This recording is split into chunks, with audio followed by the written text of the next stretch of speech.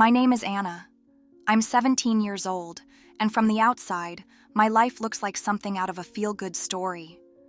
My dad passed away when I was just 10, leaving behind a hole in our lives that my mom and I worked hard to fill. For years, it was just the two of us, me and her against the world. Then Uncle Paul came into the picture. He's my mom's younger brother, a bachelor who never seemed to settle down. When my dad died, he moved in to help out, as my mom put it. At first, it was nice having him around. He fixed things around the house, told funny stories at dinner, and even helped with my school projects when my mom worked late. He became the dependable rock our family seemed to need. People loved him. Neighbors, co-workers, even my friends. They all thought he was the coolest uncle ever. And for a while, I believed that too. He always knew what to say, how to make people laugh, how to make you feel special. But as the years passed, I began to notice things that didn't feel quite right.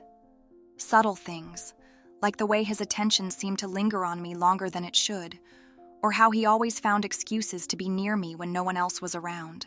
At first, I brushed it off. He was family, wasn't he? Families are supposed to be close. But then there were the comments. "You're growing up so fast, Anna," he'd say with a smile that made my stomach twist. "It's hard to believe how much you've changed."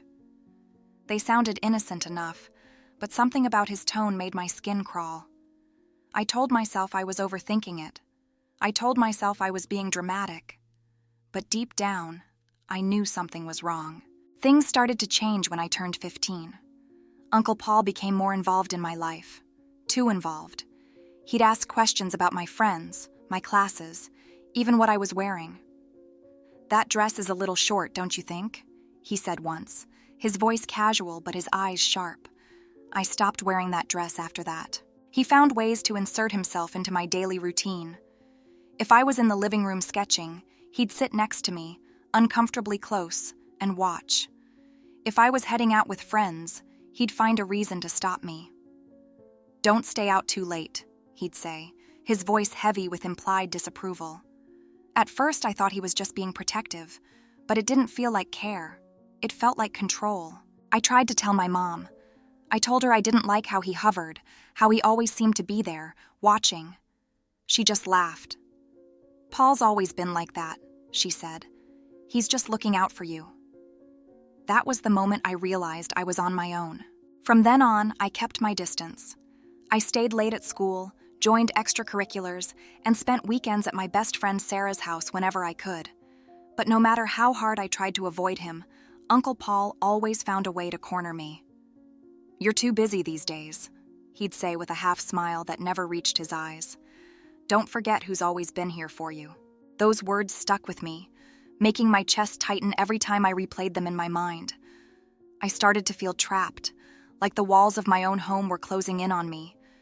Even when he wasn't around, his presence lingered like a shadow. I began writing in my journal more often, pouring out my confusion and fear onto its pages. It became my only refuge, the one place where I could speak freely. But even then, I couldn't put everything into words. How do you describe the feeling of being suffocated by someone who's supposed to care for you? How do you explain the way your heart races every time you hear their footsteps in the hallway? The worst part was the doubt. Maybe I was imagining things. Maybe I was wrong. But deep down, I knew. I just didn't know what to do about it. By the time I turned 16, Uncle Paul's presence had become suffocating. It wasn't just his hovering or his constant questions. It was the way he seemed to control everything without ever saying it outright. He didn't need to. His intentions were clear in the way he watched me, the way his voice lowered when he spoke to me, the way he always seemed to know where I was and what I was doing. One night, I was sitting at the kitchen table finishing a school project. My mom was working late again, leaving just me and Paul at home. I kept my head down, focusing on my work, hoping he wouldn't bother me. But, as always, he found an excuse to linger. "You've been spending a lot of time with your friends lately," he said, leaning against the counter. His tone was casual, but there was an edge to it. "You're not forgetting about family, are you?" I didn't look up. "No, Uncle Paul. I've just been busy with school." He stepped closer, his shadow falling across my paper. School is important, but family comes first. Don't you agree? I nodded quickly, my hands gripping the pen so tightly my knuckles turned white. Of course. He smiled then, a smile that felt more like a warning than anything else. Good. I'm glad we're on the same page. As he walked away, I let out a shaky breath. My heart was racing, my chest tight. I wanted to run, to get as far away from him as possible, but there was nowhere to go. This was my home, or at least it was supposed to be. The unease followed me everywhere. At school, I found it harder to focus. My grades started slipping, and my teachers began to notice. "Is everything okay at home, Anna?" one of them asked after class one day. I nodded, forcing a smile I didn't feel. "Everything's fine," I lied. But it wasn't fine. It hadn't been fine for a long time. Even Sarah, my best friend, could tell something was wrong. "You've been acting so distant lately," she said one afternoon as we walked home. "What's going on?" I wanted to tell her. I wanted to spill everything. The way Paul made me feel trapped. The way his words hung over me like a dark cloud. But I couldn't. The fear was too strong, and the words felt too heavy. "It's nothing," I said instead. "Just stressed about school." She didn't believe me. I could see it in her eyes. But she didn't push, and for that, I was grateful. At night, I poured my thoughts into my journal, writing furiously until my hand cramped. It was the only place I felt safe enough to be honest. But even as I wrote, I couldn't escape the feeling that Paul's shadow was always there, lurking just out of sight. One evening, everything came to a head. I had spent the day at Sarah's house, desperate for a few hours of normalcy. By the time I got home, the sun had already set. As I walked through the front door, I could feel the tension in the air. Paul was sitting in the living room, his expression unreadable. "You're late," he said, his voice calm but sharp. "I told Mom I'd be at Sarah's," I replied, trying to keep my tone steady. "She's not here," he said, standing up, "which means I'm in charge, and I didn't give you permission to stay out that late." My stomach twisted. "I didn't think I needed your permission." He stepped closer, his eyes narrowing. "Don't talk to me like that, Anna. I'm just trying to protect you." I wanted to scream. Protect me? From what? From who? But I bit my tongue, knowing it wouldn't make a difference. Instead, I nodded and muttered, "I'm sorry," before hurrying up the stairs to my room. I locked the door behind me and sank onto my bed, my whole body trembling. I couldn't do this anymore. I couldn't keep living like this, constantly walking on eggshells, constantly looking over my shoulder. Something had to change. That night, I sat at my desk with my journal open in front of me. I stared at the blank page, the pen in my hand, the weight of everything pressing down on me. For a moment, I considered writing everything down. Every fear, every moment of dread, every time I felt like I was losing myself. But I couldn't. The words felt too dangerous, too real. Instead, I wrote one sentence. "I need to leave." The thought terrified me, but it also gave me a glimmer of hope. If I could just get away, if I could find somewhere safe, maybe I could breathe again. Maybe I could figure out who I was without Paul's shadow looming over me. The next morning, I started making a plan. It wasn't much, just small steps. Save money, pack a bag, write a letter to my mom. But it was enough to keep me going, enough to remind me that there was a way out, even if it wasn't easy. As the days went by, I became more careful, more deliberate. I avoided Paul as much as possible, staying late at school or spending weekends at Sarah's house. I didn't know if he noticed, but I didn't care. All that mattered was that I was one step closer to freedom. But even as I planned, the fear lingered. What if he found out? What if he stopped me? What if I never got the chance to leave? The questions haunted me, but I refused to let them stop me. I had spent too long living in fear. It was time to take control of my life, no matter what it took. I couldn't sleep anymore. every creak of the floorboards, every sound in the hallway sent my heart racing. Paul had a way of making his presence known, even when he wasn't there. His words echoed in my mind, replaying over and over. "You need to trust me, Anna. I'm the only one who really cares about you." Those words were a cage. Every time he said them, it felt like the walls of my room closed in tighter. But now, with my plan forming, I felt something else beneath the fear. A spark, a possibility. Maybe, just maybe, I could escape. The first step was writing the letter to my mom. I started it one night when I was sure Paul was asleep. My hand trembled as I wrote, the words spilling out in uneven lines. I told her everything, about how Paul's behavior had been suffocating, how it made me feel like I was constantly walking on eggshells. I didn't go into detail. I couldn't. But I made it clear that I needed to leave. I ended the letter with one plea.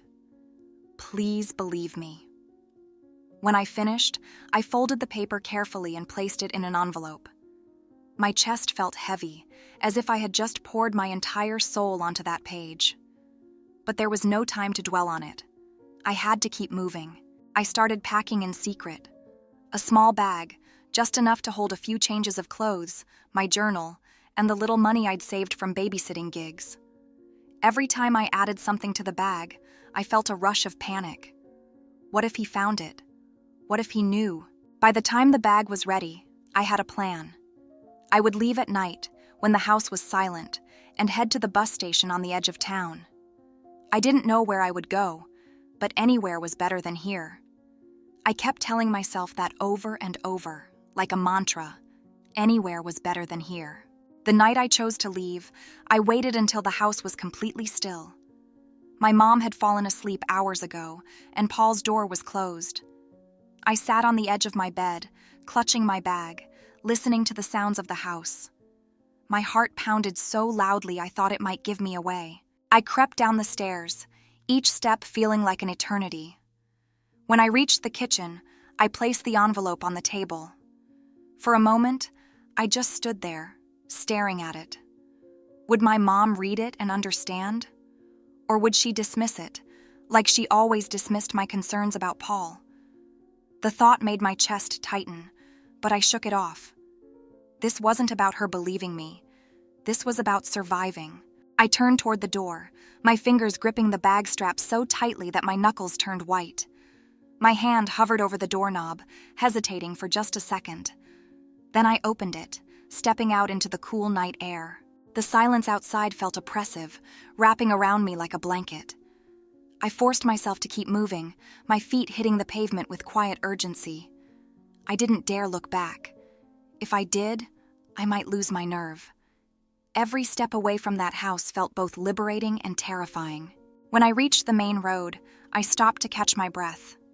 My legs felt like jelly, and my chest was tight, but I couldn't rest. Not yet. I needed to get to the bus station. I kept walking, my bag swinging at my side, the sound of my footsteps the only thing keeping me grounded. The bus station was almost empty when I arrived.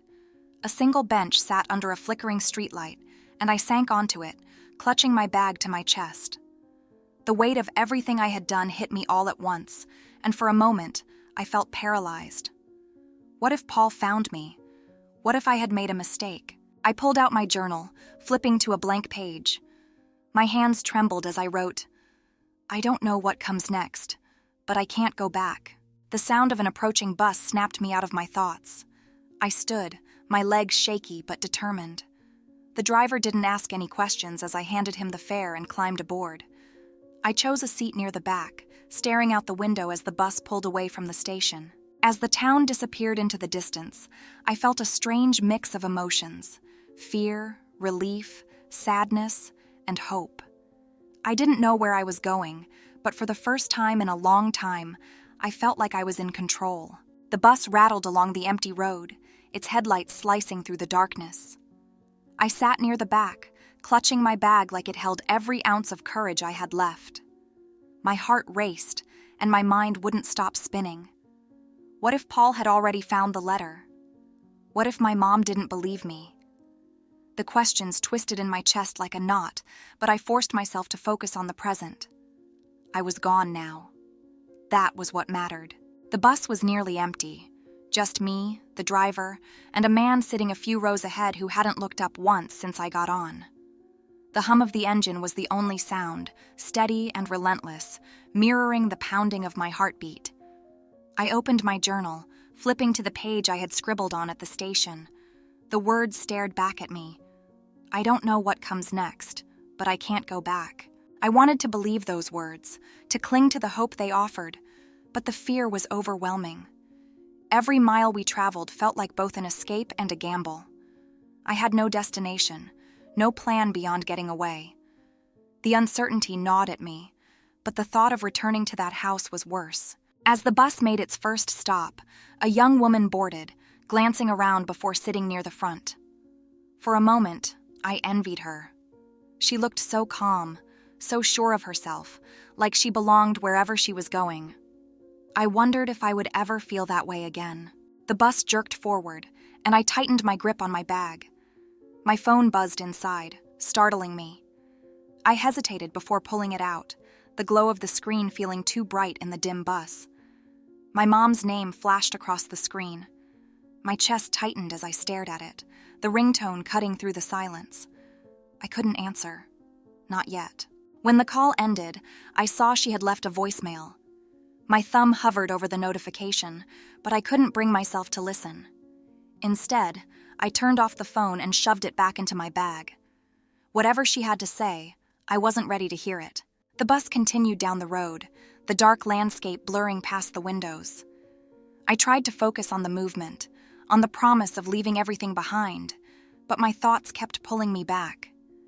I thought about the letter on the kitchen table, about the words I had written with shaky hands. Please believe me. Would she? Or would she dismiss it, just like she had dismissed every other concern I'd ever tried to voice? A lump rose in my throat and I blinked hard, refusing to cry. This was my decision, my escape. I couldn't let doubt consume me now. I had made it this far. I had left. That had to mean something. As the bus pulled into another stop, I glanced out the window. A gas station stood illuminated in the distance, its fluorescent lights flickering slightly. A group of people got on, their chatter breaking the silence. For a moment, I felt invisible, just another face in the crowd. It was oddly comforting. I flipped open my journal one more time, writing a single sentence beneath the ones I had already scrawled. Anywhere is better than where I was. I stood as the doors opened, stepping off into the cool night air. Around me, people moved with purpose, checking schedules, lining up for tickets, dragging luggage behind them. I felt like an outsider, lost in a world that kept spinning even as mine had come to a standstill. I approached the ticket counter, fumbling with the cash I'd brought. "Where to?" the clerk asked, her voice neutral, almost bored. "Anywhere," I said, my voice cracking slightly. "The next bus out. I don't care where it's going." She raised an eyebrow but didn't ask questions. A few clicks on her keyboard, and she slid a ticket across the counter.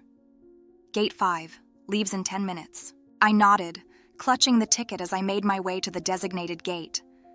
The reality of what I was doing started to settle in. I was leaving everything behind. My home, my mom, my friends. It felt both liberating and terrifying.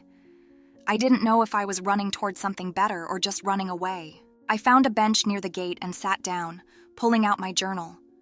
My hands shook as I flipped to a blank page, the pen hovering above it. What could I say?